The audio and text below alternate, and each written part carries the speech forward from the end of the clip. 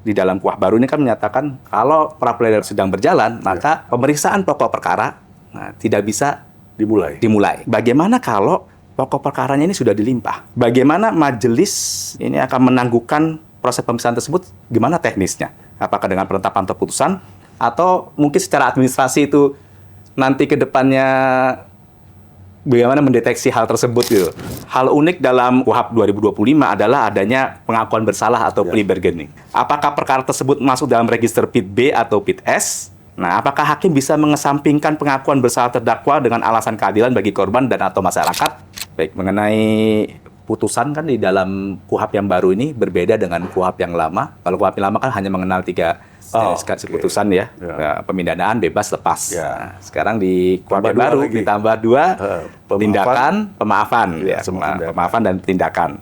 Nah, dari kelima jenis putusan tersebut, nah ini bagaimana kebijakan internal Mahkamah Agung ya untuk membuat panduan bagi para hakim dalam menjatuhkan putusan pemaafan hakim dan putusan tindakan tadi. Dulunya barang bukti bukan alat bukti kan, sekarang menjadi alat bukti. Nah, ini gimana KUHP baru mencegah penyalahgunaan wewenang aparat melalui penggunaan bukti yang diperoleh secara ilegal ya. Gimana hakim cara mengautentifikasi suatu barang bukti gitu loh. Mengenai hukum acara ini KUHP ini kan umum nih kan. Nah, bagi pengadilan khusus ini seperti tipikor dengan adanya KUHP baru bagaimana ini? Terus terhadap barang bukti yang dalam perkara tipikor yang sudah BHT, ada nggak kewenangan hakim untuk mengawasi juga itu kayak gitu?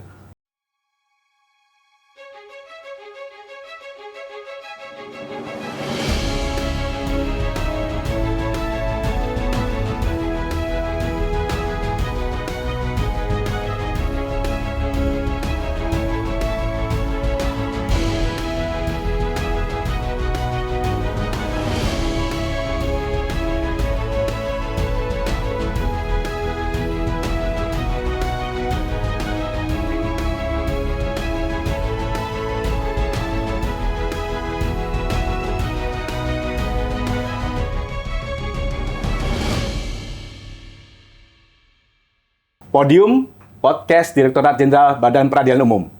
Bertemu lagi kita Sobat Podium dengan Yang Mulia Ketua Kamar Pidana Dr. Haji Prim Haryadi SHMH.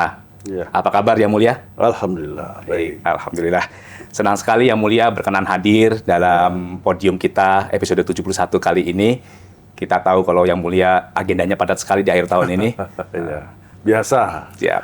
Target utamanya penyelesaian perkara gitu. Betul Yang Mulia. Baik. Ya. Bincang-bincang kita kali mengenai KUHP baru Yang Mulia. Ya. Sobat Podium, dengan disahkannya KUHP baru, salah satu pokok pembaruan signifikan adalah penguatan mekanisme pelindungan hak asasi dan keadilan prosedural. Misalnya melalui pengaturan eksplisit atas prinsip exclusionary rules yang dalam KUHP lama hanya diatur secara implisit. Pembaruan ini tentunya diharapkan mencegah penyalahgunaan wewenang aparat penegak hukum serta memperkuat keadilan substantif. Selain itu, pembaruan KUHP juga memberi ruang bagi implementasi konsep keadilan restoratif, perlindungan korban, serta fleksibilitas putusan dengan opsi pilihan, tindakan, atau bahkan permaafan oleh hakim atau judicial pardon. Sesuai dengan semangat hak asasi manusia dan pemindahan manusiawi dalam KUHP baru. Lalu bagaimana peran pengadilan dalam menyongsong KUHP baru ini? Dengan latar belakang tersebut, Podium episode 71 yang mengusung tema pembaruan KUHP dan peran pengadilan dalam sistem peradilan pidana menjadi relevan dan strategis. Melalui diskusi bersama Ketua Kamar Pidana Mahkamah Agung, Yang Mulia Dr. Haji Prim Haryadi, SHMH, maka podcast ini diharapkan memberikan refleksi, dialog, dan analisis mengenai hal tersebut. Seperti kita ketahui bersama, Yang Mulia, dalam perisai di Badilum kemarin beberapa saat yang lalu, banyak sekali pertanyaan dari 4.101 presensi yang hadir dalam perisai tersebut. Ada sekitar kurang lebih 2.000 pertanyaan Yang Mulia. Sedangkan dalam momen tersebut kan baru terjawab sekitar 25-30 pertanyaan. Nah, untuk itu kita Podium Badilum menyaring dan menindaklanjuti beberapa pertanyaan krusial yang mungkin perlu diperjelaskan oleh Yang Mulia sebagai Ketua Kamar Pidana. Baik Yang Mulia.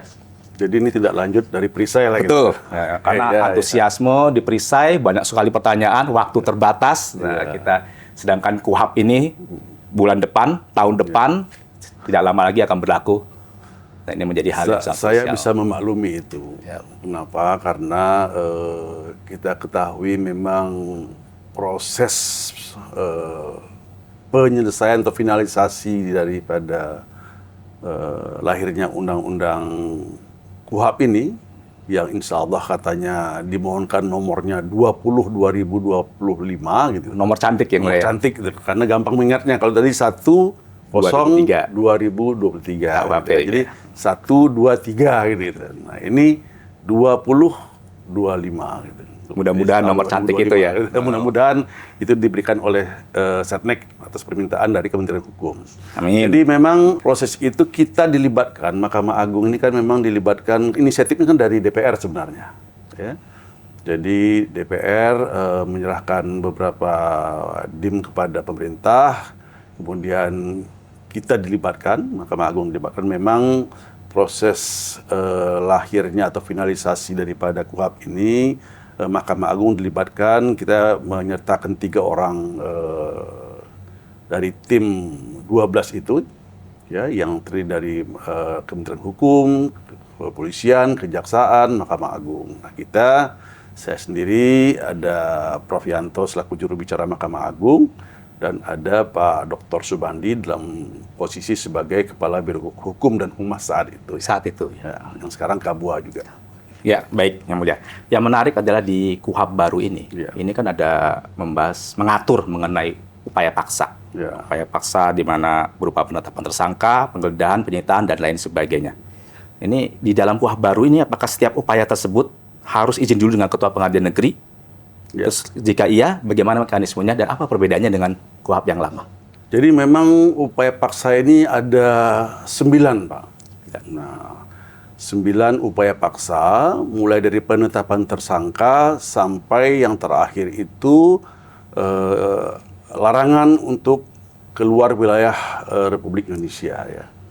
Di sana itu ada geledah, ada sita, ada tangkap, ada tahan, blokir. Hal yang baru ada blokir, ada Penyadapan mungkin. Penyadapan. Ya, penyadapan. Nah, dari 9 itu, 5 upaya paksa itu tidak memerlukan izin pengadilan. 5 ya. 5 ya. Dan 4 daripada upaya paksa itu harus mendapatkan izin dari pengadilan. Yang mana 4 itu yang perlu dari izin pengadilan itu, yang pertama terkait dengan adanya geledah, ya. Yang kedua masalah penyitaan, yang ketiga masalah pemblokiran, dan masalah penyadapan, yang terakhir penyadapan. Jadi ada 4 ini yang harus ada izin pengadilan terlebih dahulu. Nah, dari 4 tersebut, satu hal masalah penyadapan itu memang belum bisa ditindaklanjuti karena amanah dari putusan Mahkamah Konstitusi menegaskan ini harus diatur dengan undang-undang tersendiri. Tersendiri ya. Iya. Jadi tidak bisa digabungkan dengan KUHP. Kenapa? Karena ini merupakan undang-undang sektoral, undang-undang yang akan betul-betul menerobos daripada hak asasi manusia yang hakiki. Kan? Masalah privasi ini. Masalah privasi orang, kan penyadapan ini akan dilakukan oleh penyidik sehingga betul-betul ke depan nanti itu tidak cukup dengan digabung dalam KUHP, ya, harus dengan suatu peraturan tersendiri. Nah, yang mulia menarik tadi. Kalau begitu di tahun depan nanti, kalau penyidik atau aparat penegak hukum melakukan penyadapan, memakai instrumen hukum apa ini? Nah, kalau saat ini tentunya sepanjang belum ada undang-undangnya, ya sebenarnya belum bisa dilaksanakan. Ya, belum bisa dilaksanakan karena amanahnya itu memang harus dengan undang-undang yang mengaturnya gitu. Jadi hasilnya menjadi alat bukti sementara ini yang satu upaya paksa satu penyadapan ini mestinya ini belum bisa dilaksanakan. Oh, baik kalau begitu. Konsekuensi yuridisnya kalau tidak kalau ada itu berarti tidak jadi alat bukti berarti ya. Jadi alat bukti. Ya, baik. Ya. Gitu. Baik.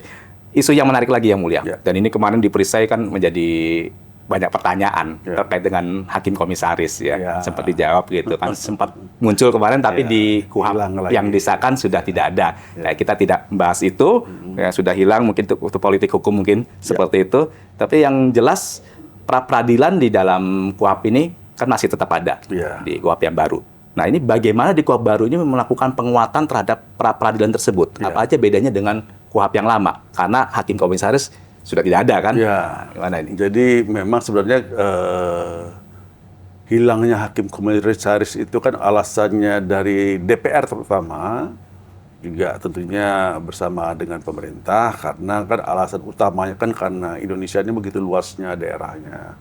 Masih ada daerah-daerah yang jangkauannya masih sulit gitu kan.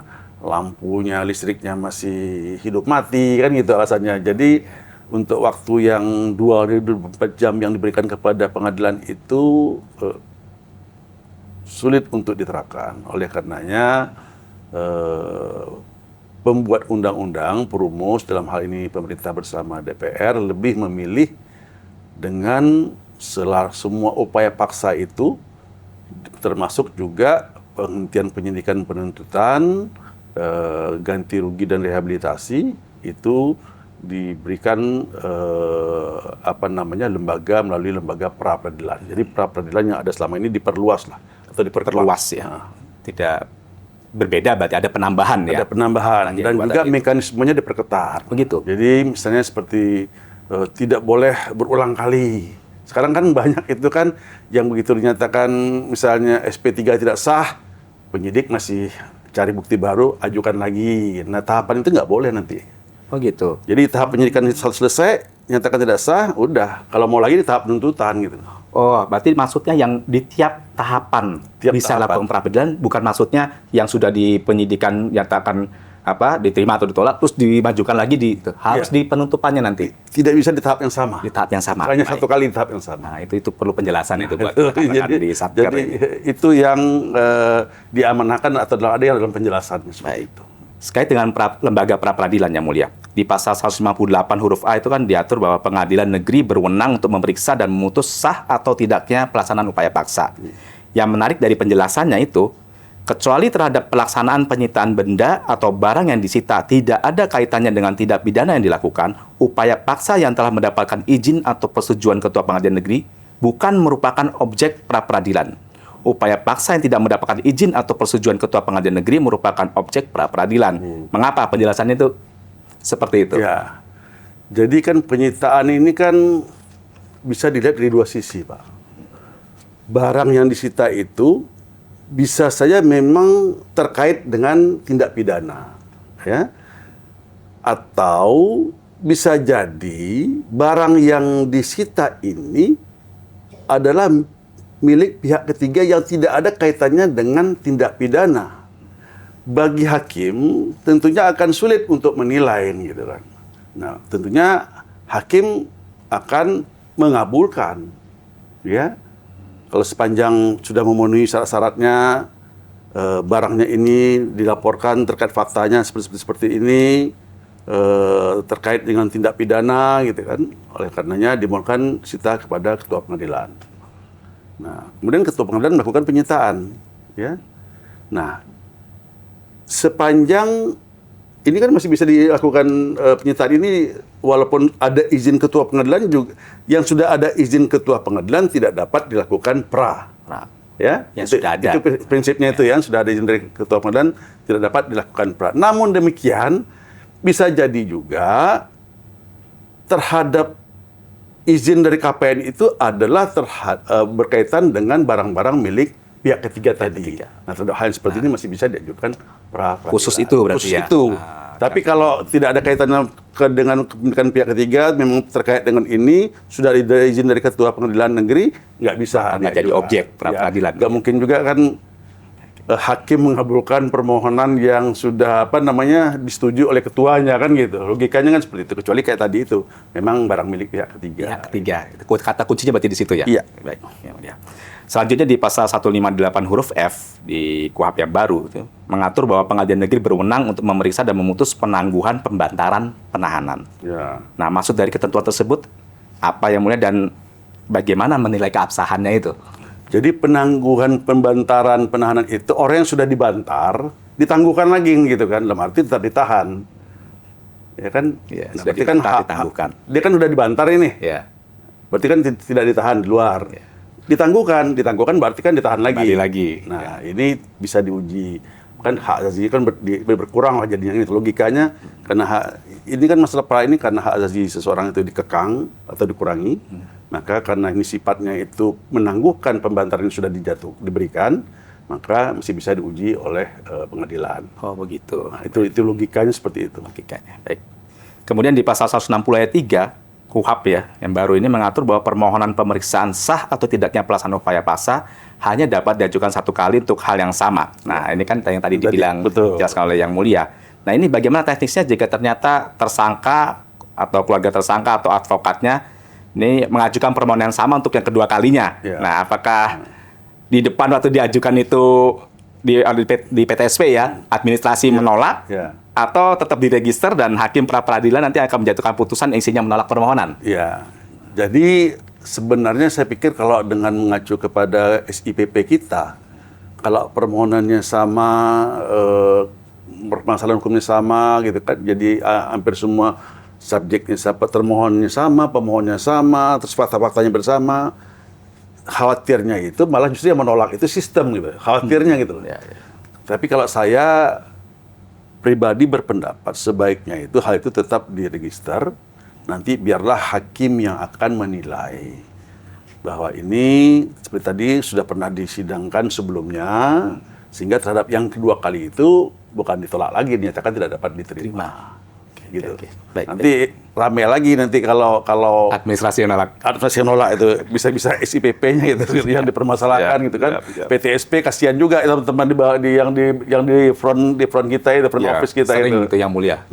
Yang berhadapan langsung dengan masyarakat dicaci maki. Gitu. Sering gitu. Iya. Selanjutnya di pasal 161 ini mengatur bahwa permohonan untuk memeriksa sah atau tidaknya penghentian penyidikan atau penghentian penuntutan dapat diajukan oleh korban, pelapor, atau kuasa hukumnya. Ya. Apabila ditafsirkan secara gramatikal atau argumentum ad contrario, apakah ini berarti penuntut umum tidak memiliki hak yang sama untuk mengajukan permohonan pra-peradilan terkait dengan penghentian penyidikan, atau sebaliknya penyidik mengajukan permohonan pra-peradilan terkait penghentian penuntutan? Mungkin seperti yang dibilang oleh Pak Menkum yang kasus Mukhtar Papahan itu. Ya, enggak, ini masalah begini. KUHP ini lebih ditujukan untuk masyarakat luas. Dalam arti, selama ini kan penegak hukum ini kan dinilai kan lebih kuat lah. Memiliki power yang lebih. Lebih superior gitu ya dibandingkan dengan masyarakat.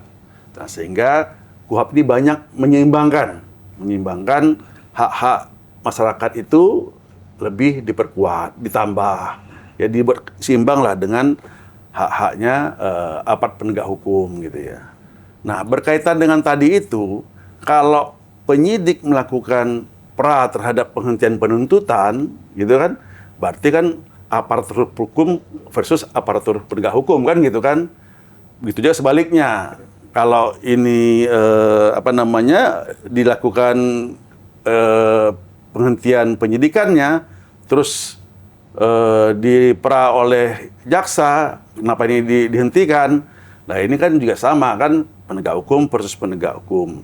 Sementara ada mekanisme lainnya, nggak harus dengan pra-peradilan gitu. Ada mekanisme koordinasi namanya. Nah, di KUHP yang baru ini, KUHP 2025 ini, ada mekanisme seandainya berkas itu antara terjadi perbedaan pendapat di antara penyidik dengan penuntut umum, maka ada yang namanya gelar perkara. Gelar perkara. Nah, gelar perkara itu hanya dilakukan 1 atau 2 kali gitu ya. Dulu kan bolak-balik Pak, sering berkas dari penyidik itu kan. Belum P21. Belum P21 itu P19 petunjuk ini sudah dilengkapi, ini robah lagi petunjuknya, kan itu keluhan dari teman-teman kepolisian, penyidik gitu ya. Kalau di era KUHP baru ini nanti? Di KUHP baru tidak gitu, dibatasin. Saya lupa 1 kali, barangkali 1 kali apa 2 kali. Itu nanti akan ada gelar perkara bersama yang langsung dipimpin oleh Kajari. Oh begitu, jadi penyidik dan penuntut umum duduk bersama. Dipimpin oleh Kajari. Itu bunyi amanah yang ada atau norma yang ada dalam batang tubuh KUHP yang baru ini. Jadi nggak akan mungkin, tidak akan terjadi penyidik melakukan pra terhadap penghentian penuntutan atau sebaliknya jaksa melakukan pra terhadap penghentian penyidikan. Nggak akan terjadi itu. Mudah-mudahan kedepannya lebih kompak aparat penegak hukum dengan KUHP yang baru ini. Memang dalam prosesnya biasalah, tarik menarik itu biasa gitu. Prosesnya gitu kan, dan arahnya amanahnya pimpinan kita nggak usah ikut terlibat di situ. Nah, kita fokus hanya di proses peradilan saja. Intinya kalau kita dipercaya oleh negara, kita akan laksanakan. Kita akan laksanakan. Kita tidak minta kewenangan. Kita tidak minta kewenangan. Siap. Itu jelas amanah beliau gitu.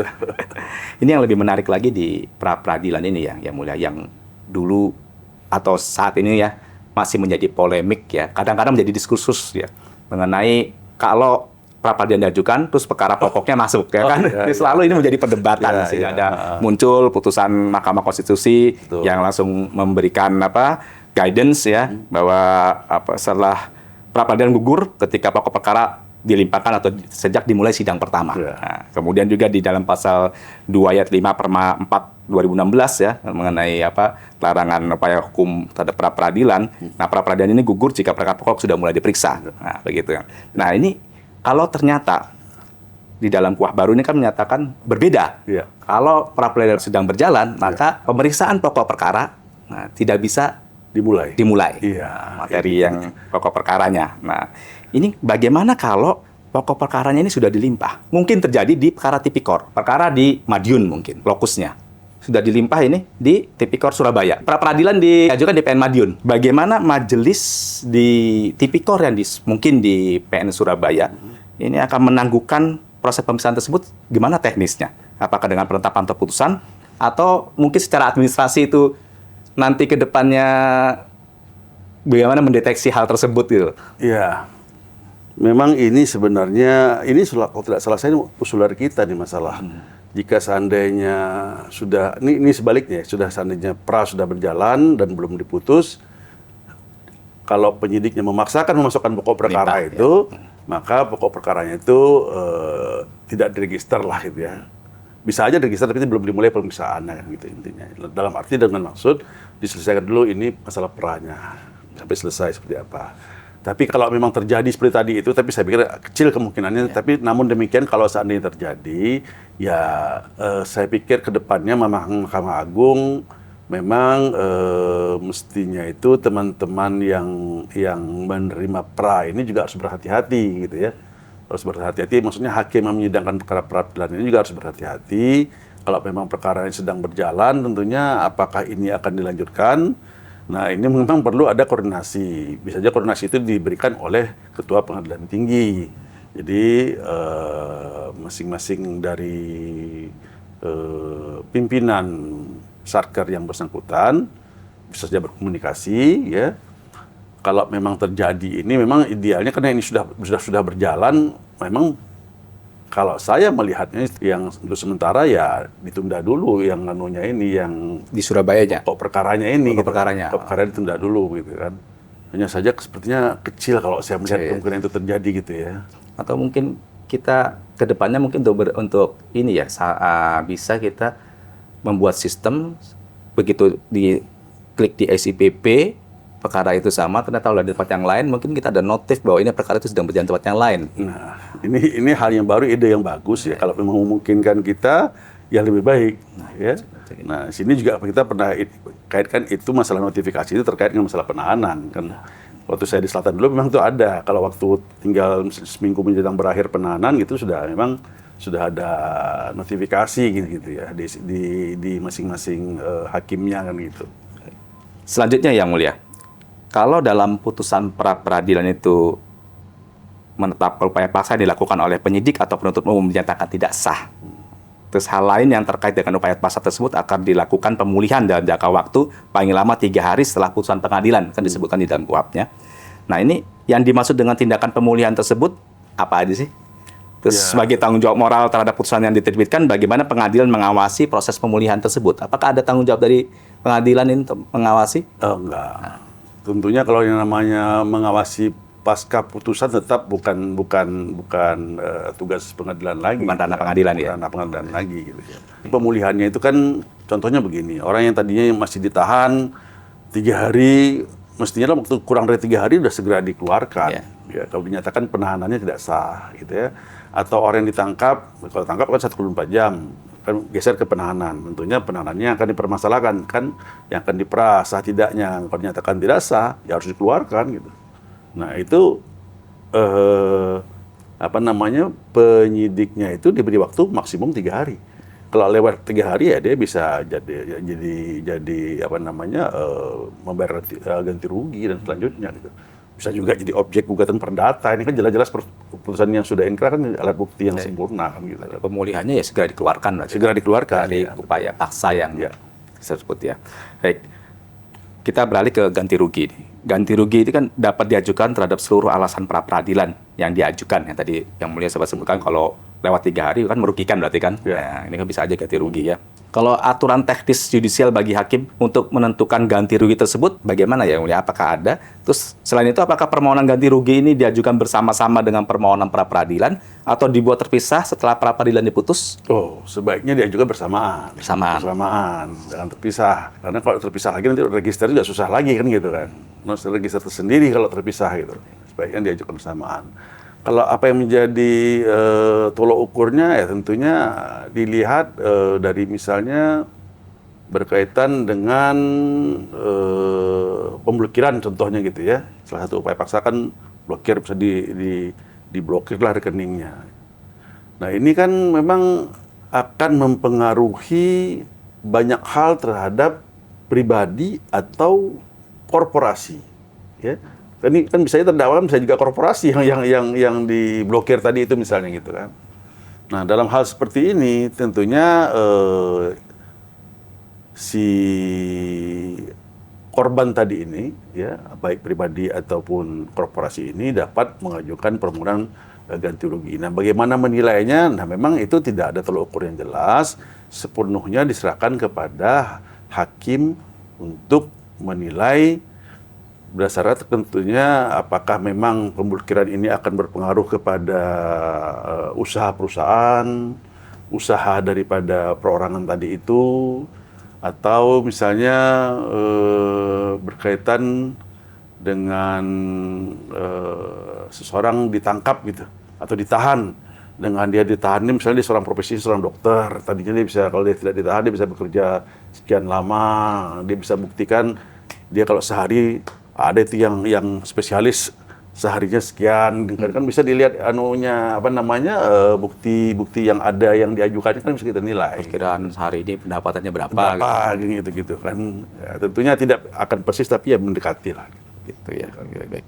Mungkin juga nanti karena saya dengar kemarin Menko menyatakan ada 2 RPP dan 1 Perpres ya. Oh itu betul ya. Memang akan ada sedang lagi dibahas saat ini.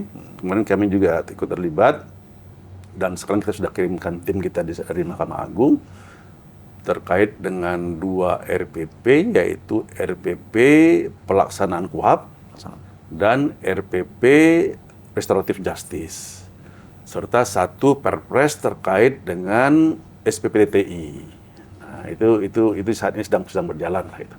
Nah, dan selain daripada 2 peraturan pelaksana dan 1 Perpres tadi itu, Mahkamah Agung juga diberi amanah gitu kan, untuk menyiapkan beberapa apa bentuknya perma, apa SKKMA, apa SEMA itu diserahkan kepada Mahkamah Agung bentuk produknya apa, tapi diberikan di dalam undang-undang itu bunyikan tidak lanjut daripada ini akan diatur oleh Mahkamah Agung gitu. Baik, menarik itu. Kita keep dulu Yang Mulia. Habis ini kita tanyakan mengenai perma dan yang lain sebagainya. Kita lanjut Yang Mulia.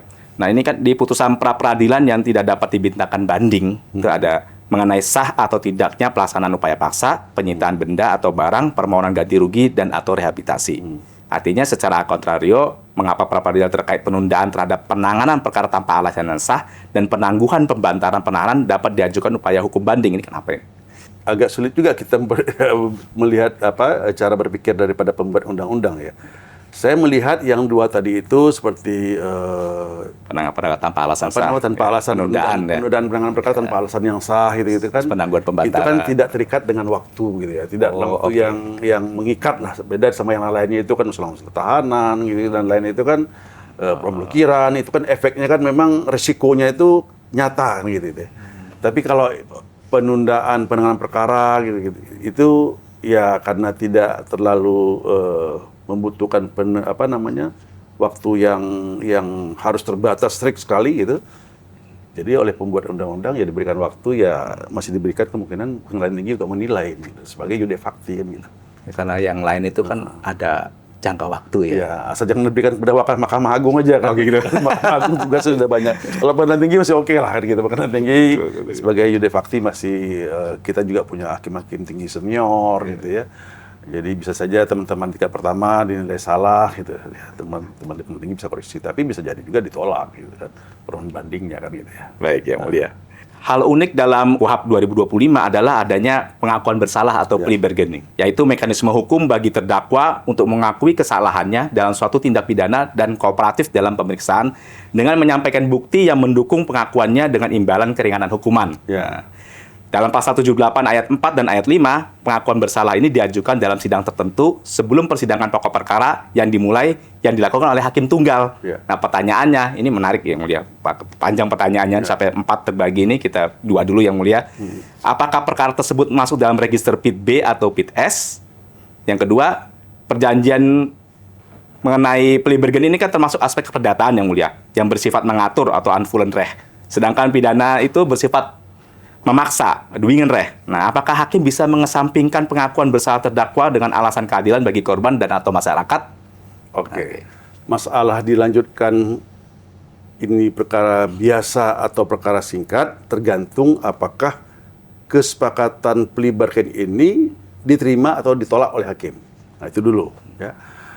Dalam 78 ayat 9 itu dikatakan ya, jika kesepakatan pengakuan bersalah antara terdakwa dan jaksa ini dibenarkan oleh hakim tunggal yang memeriksanya itu, ya, jadi perkara masuk itu diperiksa dengan hakim tunggal.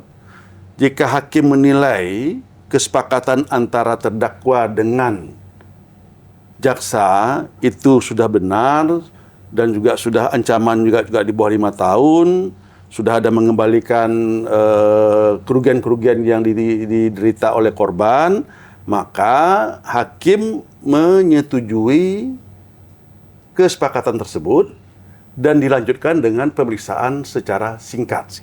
Ya, kita ketahui, singkat itu kan memang belum diregister. Registernya itu kalau sudah ada putusan. Ya. Nah, jadi dilanjutkanlah acaranya dengan acara pemeriksaan singkat.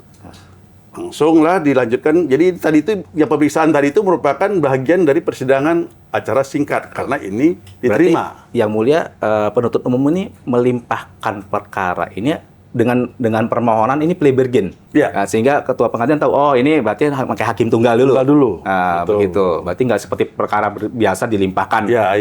Seperti itu ya. Nah, kan biasanya kan ada surat pengantar dari jaksa Kajari, umum ya. untuk pisahkan secara biasa atau gimana gitu kan. Tapi ini kalau terkait dengan pengakuan bersalah, maka tahapan-tahapan itu dilewati seperti itu. Nah, jadi sementara memang belum dinomorkan dulu karena kalau ini memang nanti di kesepakatan ini disetujui oleh hakimnya ya, yang tunggal tadi ya. Itu, maka ditindaklanjuti dengan pemeriksaan secara singkat. Nah, tentunya hakimnya juga hakim tunggal, singkat itu. Iya. Karena kesepakatan tadi sudah disetujui, hakimnya juga hakim tunggal, tentunya tidak akan terlalu lama melakukan pemeriksaannya. Berkaitan dengan pembelaan, kalaupun pihak terdakwa ingin melakukan pembelaan, ya bisa saja didengar. Tapi tidak akan terlewat 7 hari, dapat diperpanjang 14 hari. 7 hari, perpanjang 14 hari. Tidak lewat 7 hari ya? Tidak lewat 7 hari, tapi dapat diperpanjang 14 hari. Kan itu perkara singkat kan bisa perpanjang 14 hari gitu. Iya. Nah, kalau setelah itu harus diputus. Sebenarnya udah nggak ada masalah kan tadi udah ada kesepakatan antara terdakwa dengan penuntut umum ini kan gitu kan. Hakim barangkali ya hanya untuk melengkapi saja gitu. Nah, biasanya nih hakim ini menolak ya atau mengesampingkan, bisa menolak itu bisa kan? Oh, bisa. Nah, itu alasannya? Nah, kalau tadi misalnya putusan yang diberikan oleh disepakati tadi, wah terlalu ringan ini, nggak bisa segini, ini kan juga kita bukan hanya memandang dari sisi terdakwa berarti korban saja, juga harus perhatikan ya. Korban juga, masyarakat luas juga harus dilihat. Gitu. Ini terlalu ringan, nggak bisa. Gitu. Nah itu kalau hakim menolak, maka pemeriksaan itu harus secara biasa, ya. Nah tapi kalau pelimpahan secara biasa itu berarti itu nanti itu majelis yang memeriksa kalau biasa. Tapi kalau yang tadi itu hakim yang tadi yang menyetujui tadi itu, yang tunggal tadi itu kalau dia menyetujui, lanjutkanlah dengan acara singkat. Nah, itu. Nanti sudah putus, barulah diberi nomor. Karena singkat kan begitu. Baik. Nah, tadi kalau ternyata hakimnya menolak, Berarti ini lanjut ke pertanyaan ketiganya nih yang mulia nih. Konsekuensi yuridisnya seperti apa? Ditolak nih misalnya kesepakatan plea bargain-nya itu dengan mungkin alasan tadi aspek keadilan bagi korban atau apa tidak terpenuhi atau mungkin kurang atau tidak patut lah kesepakatan itu. Nah, gimana itu? Ya kalau hakim tunggal tadi menolak, ya tadi kan saya katakan tadi itu, maka perkaranya itu harus dilimpah secara biasa oleh penuntut umum. Karena singkatnya mungkin sumir ya. Ya. Meskipun tadi yang mulia bilang terdakwa juga boleh diberi kesempatan membuka pembuktian karena memang dia sudah bersalah ya mungkin ya tidak terlalu ini ya. Ya namanya juga mengakui bersalah gitu kan. Saya pikir semua alat bukti sudah dikeluarkan oleh yang bersangkutan, sudah ditunjukkan sebenarnya kan gitu. Tapi pun kita tidak menutup kalau dia masih pengen minta waktu untuk melakukan penambahan alat bukti atau untuk membela diri, ya kita berikan waktu. Baik. Sepanjang waktu tadi itu tidak terlewati gitu. Baik. Jadi sedikit salah satu kenapa ada plea bargain tadi itu ada itu. Gimana dia? Untuk satu mempercepat proses persidangan selama ini. Karena selama ini kan persidangan kan dinilai kan lama, terus upaya hukum lagi gitu kan. Nah, justice delay, justice deny kan gitu. Nah, kalau ini kan enggak. Sudah ngaku bersalah, jadi ada sebentar diperiksa dengan hakim tunggal, bawa ke singkat juga nggak lama, 1-2 kali sidang selesai putus, terus tutup perkaranya kan gitu. Idenya itu sederhana ya. Sederhana, biaya ringan. Betul, cepat juga. Ya, cepat juga. Baik, mengenai putusan kan di dalam KUHP yang baru ini berbeda dengan KUHP yang lama. Kalau KUHP yang lama kan hanya mengenal 3 putusan ya. Nah, pemindanaan, bebas, lepas. Nah, sekarang di KUHP baru ditambah 2 tindakan, pemaafan. Pemaafan dan tindakan. Nah, dari kelima jenis putusan tersebut, nah ini bagaimana kebijakan internal Mahkamah Agung ya untuk membuat panduan bagi para hakim dalam menjatuhkan putusan pemaafan hakim dan putusan tindakan tadi. Ini kaitan dengan kita masuk ke jadi sebenarnya kewajiban Mahkamah Agung nih. Pemaafan dan tindakan ini kan ada dalam KUHP nih, ya kan? Dalam KUHP. Makanya kenapa KUHP ini mengejar pemberlakuan KUHP 2 Januari itu ya salah satunya ini tadi itu berkaitan dengan jenis putusan tadi itu pemaafan dan tindakan ini. Nah, Mahkamah Agung sudah diminta oleh BSDK untuk membantu berkaitan dengan bentuk-bentuk putusan pemaafan dan pemindahan ini. Dan kita Kamar Pidana sudah membahas tentang hal-hal yang baru dalam KUHP ini. Salah satunya berkaitan dengan putusan amar, ini masalah amar. Ya, belum secara keseluruhan. Amar terkait dengan pemaafan dan amar terkait dengan tindakan. Itu sudah kita berikan. Sudah dibahas oleh Kamar Pidana yang terdiri dari para hakim agung Kamar Pidana, hakim ad hoc, teman-teman hakim justisial, teman-teman hakim tinggi pemilah, dan juga kita libatkan juga beberapa satker gitu kan. Nah, itu sudah kita berikan kepada BSDK. Dan itu yang sudah juga oleh BSDK, sehingga saya juga sudah disosialisasikan terkait dengan KUHP tadi itu. Berkaitan dengan amar, tapi runtut sistematika putusan secara utuh, itu nanti yang akan dikeluarkan oleh Mahkamah Agung dengan bentuknya SKKMA. Berarti ini merevisi merubah SKKMA 359 tahun 2022 ya? Yang ada saat ini akan ada revisi, karena penambahan tadi bukannya 3 lagi jadi 5. Kemudian terkait dengan hal ini, Mahkamah Agung sudah merencanakan mungkin tanggal 16 atau 17 nanti, kita akan bentuk namanya Pokja terkait KUHP dan KUHP ini. Nah, akan bentuk Pokja, membahas tentunya semua permasalahan yang ada dalam KUHP dan KUHP. Dan Pokja ini akan di-launching kick-off-nya tanggal 16 Desember ini. Dan mudah-mudahan akan melibatkan juga teman-teman hakim tingkat pertama dan tingkat banding. Bukan hanya teman-teman di Mahkamah Agung. Dari Pokja ini outputnya berarti nanti ada SEMA atau PERMA? Bisa bentuknya SKKMA yang dikeluarkan, bisa tadi. juga bentuknya SEMA, bisa juga bentuknya PERMA. Nah, PERMA ini yang sedikit agak memakan waktu. Karena kita ketahui PERMA ini kan harus ada draft dari Pokja terlebih dahulu, diuji publik melibatkan instansi terkait, melibatkan akademi universitas, melibatkan NGO, koalisi masyarakat sipil dan lain-lainnya itu. Nah, setelah itu pun dihasilkan dari uji publik itu dibawa lagi ke Rapim. Nah, jadi agak mekanismenya itu memang itu harus ditempuh lah, tahapan-tahapan terus ditempuh. Karena PERMA ini berlaku mengikat tidak hanya internal, ya, mengikat ke eksternal juga. Baik gitu. Hal unik lainnya dalam KUHP yang baru yang mulia yaitu pengaturan tentang perjanjian penundaan penuntutan, deferred prosecution agreement, sebagai mekanisme hukum bagi penuntut umum untuk menunda penuntutan terhadap terdakwa yang pelakunya korporasi. Dalam pasal 328 ayat 7, pengadilan wajib mengadakan sidang pemeriksaan untuk menilai kelayakan dan keabsahan perjanjian tersebut sebelum disahkan. Nah, ini mekanisme teknis judisialnya seperti apa nih yang mulia? Nah, apakah ini sama mungkin bahasanya diregister dulu atau tidak, terus tata caranya, prosedurnya seperti apa? Berkaitan dengan DPA ini, ya, Deferred Prosecution Agreement ini, jadi penundaan penuntutan oleh penuntut umum, gitu ya. Ini memang usul dari pihak Kejaksaan Agung saat itu, kewenangan baru lah ya. Kenapa saat itu dimunculkan? Karena memang negara memang juga dalam rangka aset recovery ini memang betul-betul mengejar pemasukan untuk negara. Kan itu rasio legisnya ya? Ya, itu rasio legisnya. Kenapa DPA ini kita setujui gitu?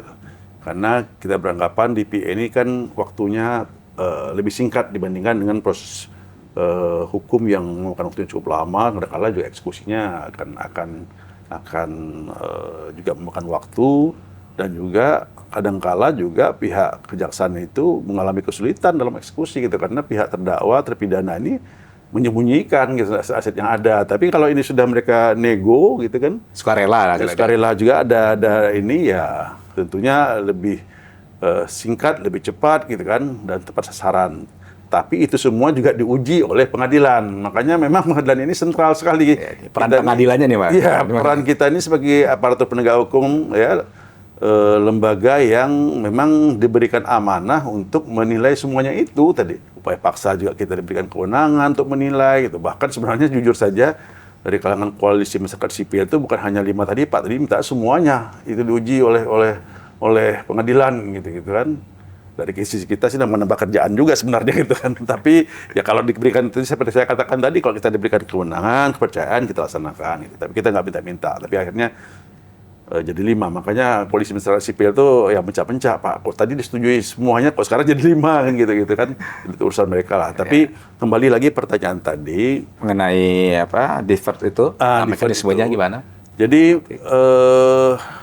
nanti kesepakatan antara pihak korporasi dengan kejaksaan nanti itu akan diajukan oleh kejaksaan kepada pengadilan. Jadi kejaksaan yang mengajukan, Pak. Kejaksaan yang mengajukan ke pengadilan untuk minta persetujuan.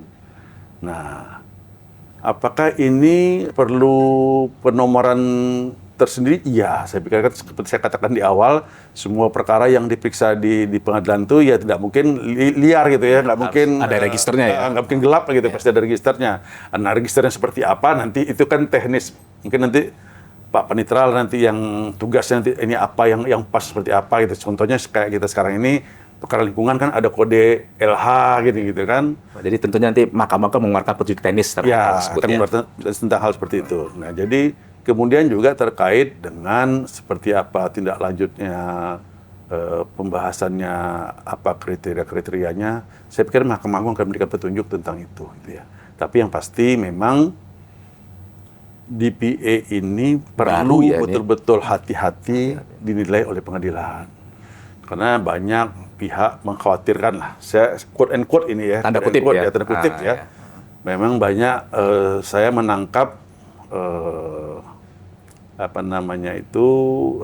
terutama dari koalisi masyarakat sipil mengkhawatirkan ada penyalahgunaan kewenangan di situ gitu ya, di DPA ini kan lembaga baru ini gitu ya. Jadi maksudnya bisa terjadi tawar-menawar dagang dan lain-lainnya ya, kan gitu. Iya. Tawar-menawarnya bukan dalam arti positif seperti yang pelimir begini itu kan gitu kan. Gitu ya. Makanya diberi kewenangan kepada kita pengadilan, diberi kewenangan untuk menilai. Kalau kita pengadilan bilang ini nggak sah ini, itu nggak bisa, Pak. Nggak bisa ya? Nggak bisa. Jadi tetap harus lanjut berarti. Harus lanjut. Hal baru lainnya nih mengenai pengaturan mengenai keadilan restoratif. Nah, yang beberapa saat sebelumnya sebelum KUHP baru ini kan sebenarnya kan restoratif justice sudah menjadi tren. Satu hal yang baru dan merebak di mana-mana di setiap instansi penegak hukum. Tapi tetap Mahkamah Agung lebih awal itu. Betul. Badilum kan Mahkamah Agung. Catat. Waktu itu lebih awal. Iya, untuk restoratif justice itu kita menjadi pionir ya, sebelum diikuti oleh pihak APH yang lainnya. Baik ya. Nah, ini sebelum KUHP yang baru ini, sebelum KUHP juga kan, ini masing-masing lembaga penegak hukum ini kan berbeda-beda. Ada kita mengeluarkan Perma 1/2024. Betul. Terus ada Perjad, ada Perkap, Lapori. Nah, dengan keluarnya KUHP yang baru ini, bagaimana seharusnya sepatutnya ya sikap masing-masing lembaga penegak hukum ini terhadap keadilan restoratif ini? Ya, yang pertama sekali persyaratannya dulu. Ya. Nah, ini juga persyaratannya juga cukup ketat juga. Kapan perkara itu bisa RJ? Gitu kan. Nah, itu juga ada persyaratannya. Salah satu persyaratannya adalah di bawah 5 tahun juga ancamannya. Tadinya kan sempat ada usul 7 tahun, awal 7 tahun. 7 tahun. Tapi kita sampaikan kita punya perma di bawah 5 tahun. Akhirnya itu yang dipedomani. Dan jujur saja Kementerian Hukum juga menegaskan bahwa terkait dengan RJ yang ada di KUHP sekarang ini, itu dominan Perma 1/2024 yang dikutip. Gitu. Oh gitu, jadi Perma kita diadopsi oleh... Jadi itu disampaikan oleh Pak Wamen terkait dengan RJ. Jadi mereka lebih banyak mempedomani yang ada di Perma 1/2024. Ya, kemudian itu kan setelah pihak-pihak itu di tahap, contoh di penyidikan, setelah pihak penyidik melakukan adanya RJ dengan antara terdakwa dengan korban. Nah ini yang sekarang lagi dibahas juga tadi RPP-nya itu ya, siapa mediatornya, ini sampai sejauh itulah berapa lama tengah waktu diberikan, itu sekarang lagi digodok semuanya itu, dan mungkin udah hampir final, termasuk saat ini juga masih membahas itu. Zoom salah satu teman-teman kita, asisten kita di sini kita libatkan. Nah itu jika nanti itu sudah dimunculkan kesepakatan di tahap penyidikan, itu harus dilaporkan kepada pengadilan dan pengadilan mengeluarkan penetapan. Ya. Ketua pengadilan lah. Ketua pengadilan. Bahasanya memang ketua pengadilan. Nah kadang-kadang orang bilang, apakah kalau ketua pengadilan ini wakil nggak boleh? Ya kalau ketua yang berhalangan ya wakil gitu kan Pak. Jadi jangan terlalu strict juga. Ya memang nggak mungkin di sana disebutkan ketua, sebenarnya wakil gitu kan. Jadi ketua pengadilan, tapi tetap berlaku seperti biasa. Bisa aja kalau ketuanya berhalangan, wakil gitu ya. Nah begitu juga di tahap penuntutan. Ya, di tahap penuntutan juga seandainya ada kesepakatan di situ, ya ada RJ di sana, terjadi RJ di tahap penuntutan, itu juga harus minta penetapan dari pengadilan gitu. Jadi beda dulu kan, kalau dulu kan selesai di penyidik, di kepolisian ya udah close, tutup perkara, tutup. Kita nggak tahu. Gitu. Kalau ini semua perkara tetap termonitor oleh pengadilan. Jadi kejaksaan begitu, di kejaksaan begitu juga di bedanya kalau di pengadilan tentunya tertuang dalam bentuk putusan, bukan penetapan lagi, tapi satu kesatuan dengan putusan. Jadi kalau di pengadilan kan karena di dalam persidangan, diungkapkan di dalam putusan. Itu yang beda. Bukan berhenti begitu aja dengan penetapan. Iya, beda dengan. Nah, itu bedanya. Baik. Nah, kemudian pertanyaan kuncinya tadi itu yang mungkin belum tersampaikan oleh Yang Mulia adalah, bagaimana dengan Perjan Perkap dengan Perma 1/2024 itu yang kalau dengan keluarnya nanti RPP itu, PP, gimana tuh? Jadi bahasanya itu kan semua produk-produk terkait dengan RJ di luar KUHP itu nggak berlaku. Nggak berlaku gitu kan. Mereka juga tidak bilang Perma 1/2024 yang berlaku, tidak gitu kan. Tapi coba diperhatikan aja yang nanti yang ada di saat ini, yang ada di KUHP, nanti juga di peraturan pelaksananya itu, mereka akan pedomani Perma 1/2024 gitu. Jadi bukan dibunyikan tapi sekarang ini memang dikatakan dengan adanya satu kesatuan tentang RJ ini yang diatur di KUHP dan akan ada RPP-nya, maka yang masing-masing ada di penegak hukum itu nyatakan tidak berlaku gitu aja. Yang jelas intinya berarti kita pedomannya nanti pada KUHP dan RPP, petunjuk teknisnya. Peraturan pelaksananya. Bagaimana mekanisme penjatuhan dan pengawasan atas putusan non penjara, misalnya pidana kerja sosial, pengawasan kan ada di KUHP baru itu kan 2023 itu kan ada pidana kerja sosial, pengawasan. Nah ini kalau menurut KUHP baru ini pengawasannya bagaimana itu? Ya, itu sebenarnya ranahnya tetap eksekutor pelaksanaan putusan pengadilan adalah eksekutor pelaksanaan putusan hakim adalah jaksa. Jadi bagaimana pengawasannya itu kita serahkan kepada mereka aja. Ya. Kita mutus saja. Kalau kaitannya dengan izin yang mulia, wasmat yang ada di kita itu gimana itu nanti? Nanti kan yang wasmat kan masuk wilayah itu juga. Nah, gitu, masuk wilayah itu juga.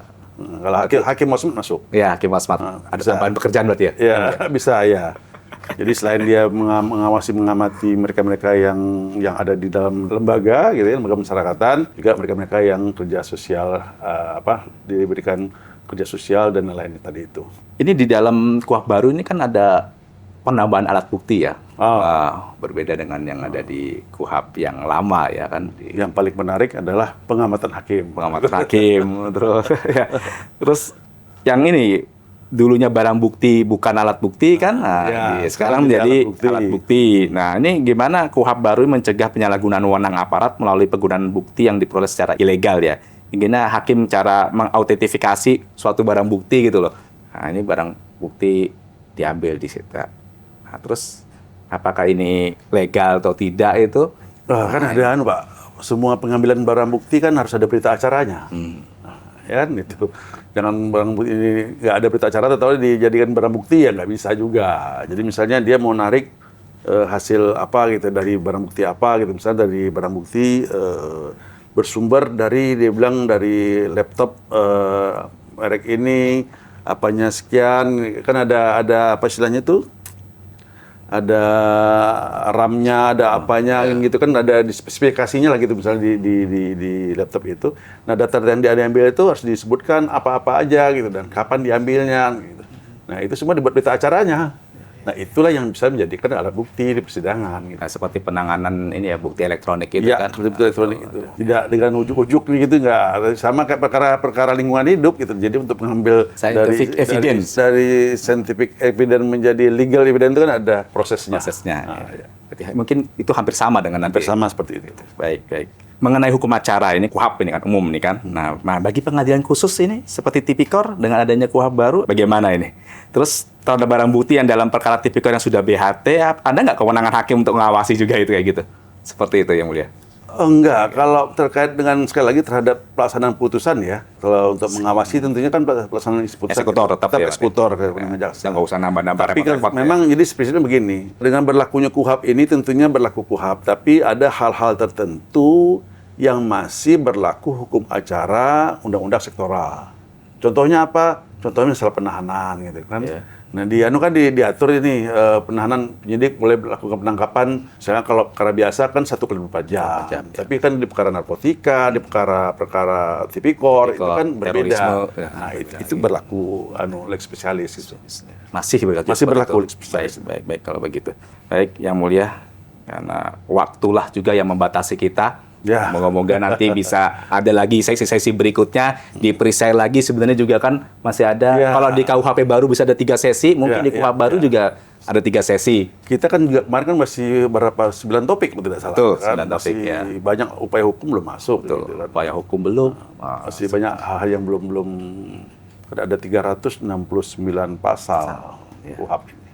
Ya mudah-mudahan usaha kita ini juga nanti bisa menjadikan sedikit pencerahan dan pedoman bagi kawan-kawan kita di Satker yang nanti mau nggak mau, suka tidak suka, harus tahun depan, bulan depan, tanggal 2 kita harus menjalankan KUHP ini. Baik. Ya. Closing statement dari Yang Mulia sebelum kita tutup. Saya berharap tentunya teman-teman terus mempelajari, mendalami KUHP ini ya, sama seperti KUHP, tentunya juga jangan sebatas hanya batang tubuh, tapi juga dilihat kalau ada penjelasannya ada. Nah, mudah-mudahan dalam waktu singkat ini akan ada anotasi-anotasi terkait dengan batang-batang tubuh ini, pasal-pasal ini, sehingga bisa membuat jelas hal-hal yang belum atau samar-samar. Selain bahwa akan ada tadi 2 peraturan pemerintah dan 1 peraturan presiden terkait dengan pelaksanaan KUHP, terkait dengan restoratif justice, dan terkait dengan SPPTTI. Nah, ini semua mudah-mudahan akan menambah, memperjelas ya. Kemudian juga Mahkamah Agung dalam waktu singkat juga akan mengeluarkan petunjuk terkait dengan KUHP dan KUHP ini. Namun demikian tentunya tidak cukup dengan sarana-sarana formil saja. Rekan-rekan hakim juga tentunya harus secara pribadi ingin tahu, ingin belajar, terus ingin mendalami, sehingga nanti tidak kalah dengan aparat penegak hukum yang lainnya. Karena di KUHP ini hak-hak advokat itu betul-betul ditegakkan, Pak. Tadi saya katakan di awal, karena KUHP yang lama itu dinilai, KUHP 81 itu dinilai selama ini aparatur penegak hukum untuk kewenangannya di atas masyarakat. Nah, untuk ngimbangi ini, pembuat undang-undang sekarang ini dibuatlah itu. Hak advokat itu dinaikkan gitu, Pak. Jadi perkara ini mulai dari tahap penyidikan, advokat itu sudah berwenang mendampingi bukan hanya terdakwa, saksi pun berwenang didampingi. Kemudian juga nanti ditahapkan ada CCTV, Pak. Setiap pemeriksaan itu harus ada CCTV-nya. Jadi banyak hal yang lebih baik lah dibandingkan dengan KUHP sebelumnya. Dan sekali lagi mudah-mudahan kita semua bisa terus belajar, mendalami bukan hanya KUHP tapi juga KUHP ya. Tapi terutama tentunya karena KUHP ini sudah ada sosialisasi berkali-kali, KUHP ini yang barangkali yang perlu karena waktunya sudah mepet sekali, tinggal 1 bulan. Ya. Betul. Demikian, terima kasih ini kepada podcast Badilu. Baik, sama-sama Yang Mulia. Izin Yang Mulia sebelum kami tutup, Ya. saya akan membacakan pantun. Oh, silakan. Silakan. Baik, Sobat Padium. Pecel Madiun tersaji hangat menggugah rasa. Suara kereta berdenting di jalur utara. Pembaruan KUHP adalah komitmen memperbaiki wajah hukum kita agar keadilan prosedural tetap terjaga. Mantap. Terima kasih Yang Mulia. Baik Sobat Podium, sampai bertemu kembali dalam edisi berikutnya yang membahas mengenai kebijakan-kebijakan Mahkamah Agung lainnya. Salam integritas. Salam integritas.